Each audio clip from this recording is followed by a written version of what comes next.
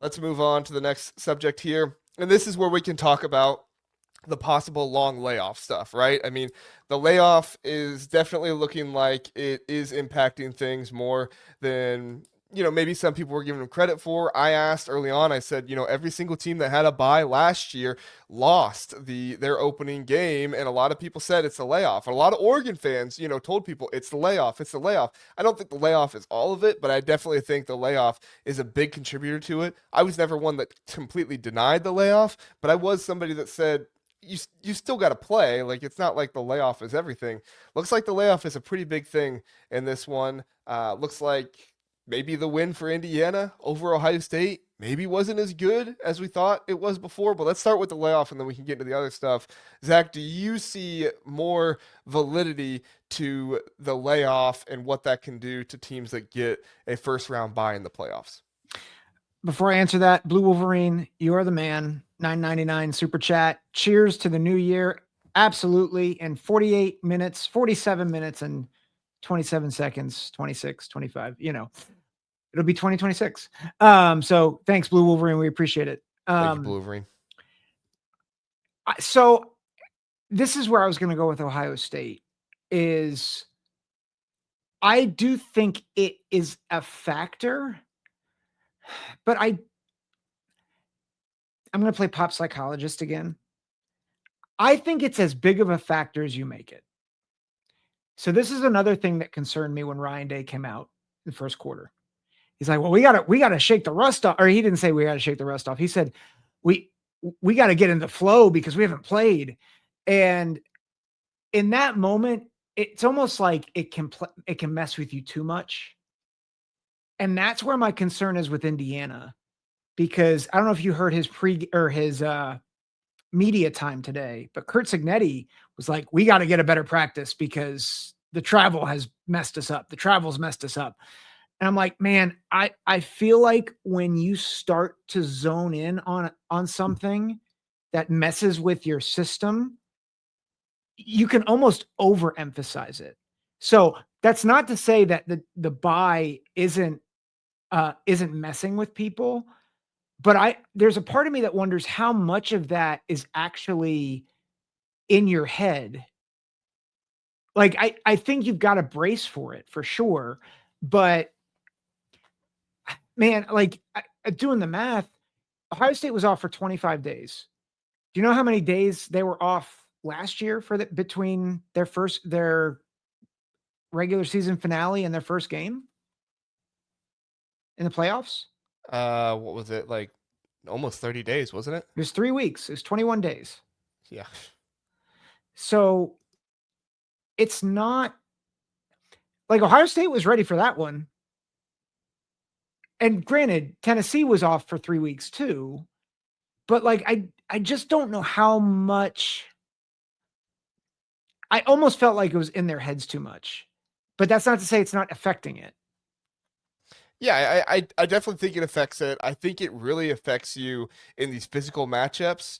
Tennessee was a team that was coming out in the cold, but they had a layoff as well. Oregon was a team that was playing Ohio State, who was ready to come in and, or Ohio State was ready to come in and knock them around as soon as they could right away. So I get that. Georgia last year with Notre Dame, kind of the same thing. Like, I do think that this layoff has more validity to it, and I got to give credit to Oregon fans. I didn't believe in the layoff as much as Oregon fans did. I'm not going to say that I completely discredited it, but I did not think it was as much of a factor as they said. And now, watching this Ohio State team come out the way they did in the first half, not playing as physical. Julian Sain wasn't picking up downfield on people or on his receivers nearly as much. He had the big long pass to Jeremiah Smith, but overall, like there is a lot of validity to that. And if I'm an Indiana fan, I'm not scared, because Alabama's making the trip too. It's not like Alabama's not making the trip out there, and it's a home game for them.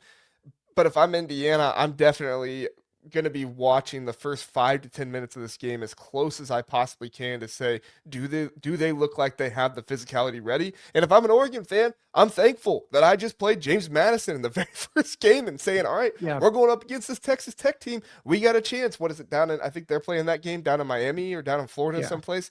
Yeah.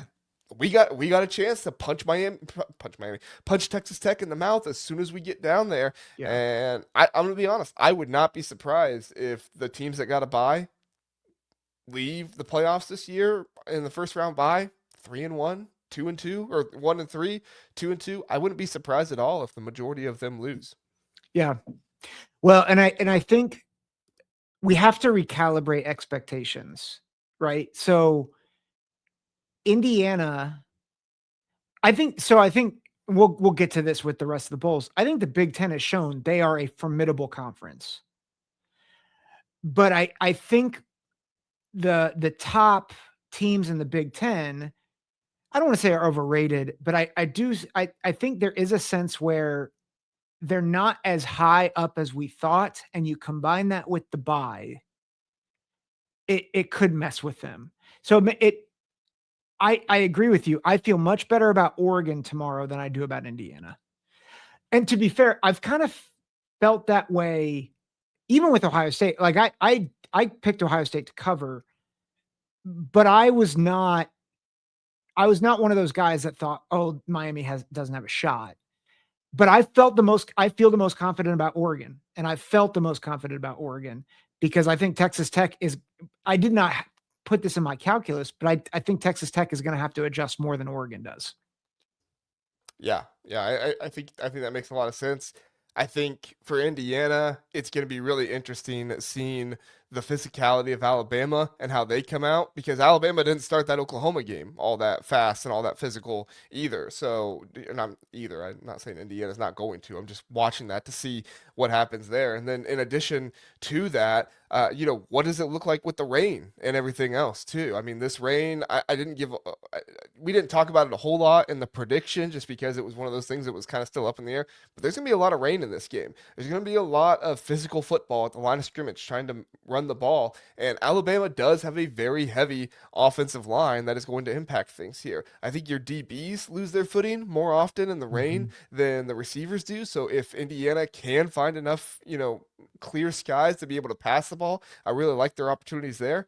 But overall, I think this game against Indiana, Alabama got a whole lot more interesting. If this was a game played here in the Cotton Bowl, in a controlled environment, I'd be much, much more confident in Indiana. And I'm not saying I'm not confident in Indiana. I still think Indiana's the better team, and I still think they're going to win. But you do have concerns there with the bye and the rain and how everything's going to go there. It's going to be very interesting to see how things work out. Yep. Yep. So, Agreed.